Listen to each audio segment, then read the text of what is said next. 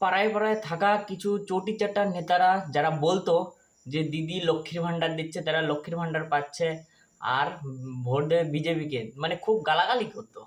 এখন দিদি দিতে পারবে তো সেই লক্ষ্মীর ভান্ডার? তাহলে অনেকে বোঝানোর চেষ্টা করছিল যে এখানে কোনো দিদির কোনো কৃতিত্ব নাই, ঠিক আছে? এটা সরকারি অনুদান বা সরকারি ভাতা, যে কেউ সরকারের ভাতা পায়, ঠিক আছে? ওইখানে নাম হয়তো কোনোভাবে দিয়েছিল লক্ষ্মীর ভান্ডার, কোনো অসুবিধা নেই। তার পরিবর্তে চলে এসেছে অন্নপূর্ণা ভান্ডার।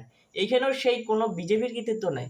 এটা একটা ভাতা বা একটা স্কিম যেটা বলা হয়। তো এইটার মধ্যে সরকারের সবকিছু, নাকি কোনো মুখ্যমন্ত্রীর ব্যবস্থা, ঠিক আছে? তো যারা যারা আগে বলতো যে পুরনো যে মুখ্যমন্ত্রী ছিল মমতা ব্যানার্জি, এটা দিদির লক্ষ্মীর ভান্ডার, দিদি দিচ্ছে, দিদির পকেটের থেকে দিচ্ছে। এখন তো দিদি নেই, এখন দিদি পকেটের থেকে দেবে তো, নাকি সেই চটি চাটাদের পার্সোনাল অ্যাকাউন্টে গিয়ে পাঠাবে? হ্যাঁ, অবশ্যই কমেন্ট করে জানাবে যে এই জিনিসগুলো মানুষ কবে বুঝবে।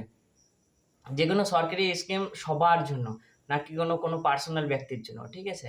এখন যদি কোনো পার্সোনাল ব্যক্তির জন্য হয়, তাহলে ওই আমাদের প্রাক্তন মুখ্যমন্ত্রী যিনি ছিলেন মমতা ব্যানার্জি, সে তার ঘরের টাকা দেখি কতজনকে লক্ষ্মীর ভান্ডার দিতে পারে। তার দুধেল গাইদের যাদের যাদের দেওয়া দরকার, তারা জন্য এই যে এখন অন্নপূর্ণা ভান্ডারটা না নেয়, তারা জন্য দিদির লক্ষ্মীর ভান্ডার নিয়েই পড়ে থাকে, ঠিক আছে? আর এইগুলো অ্যাকচুয়ালি বলাটা উচিত নয়। তবে অনেকের ভাবনা চিন্তা ছিল সে সবকিছু মনে হয় দিদিই দিচ্ছে। এখন দেখি দিদি কি দিতে পারে। এই সরকারি স্কিমগুলোকে নিজের নামে চালিয়ে চালিয়ে এই যে আবাস যোজনা, মোদির যে আবাস যোজনা ছিল, সেই আবাস যোজনায় ঘর আসলে বলতো যে দিদি ঘর দিচ্ছে। সবকিছু কিন্তু কেন্দ্র সরকার থেকে আসতো, কিন্তু সেখানে নাম আর সিল বসতো পশ্চিমবঙ্গে মমতা ব্যানার্জির।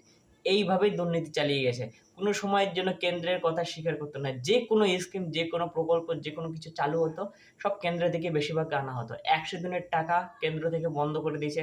তার মানে কি বলা যায় যে কেন্দ্রই চালাচ্ছিল। কিন্তু সেটাও মানুষ বিশ্বাস করতো না। এমনভাবে সবাইকে এই ভুল ভ্রান্তি বুঝানো ছিল। যাই হোক, ভুলের রাজনীতি চলে গেছে। এখন সবাই সত্যটা জানবে, ধীরে ধীরে বুঝতে পারবে যে এইগুলো সরকারি স্কিম, যে কোনো সরকার থাকলেই সে পাবে। তো এটা কোনো ব্যক্তিগত কোনো নেতা বা মন্ত্রীর ঘরের টাকা নয়, ঠিক আছে? যদি ভিডিওটা ভালো লাগে সবার কাছে শেয়ার করে দেবেন, জিনিসটা যেন সবাই বুঝতে পারে, ঠিক আছে?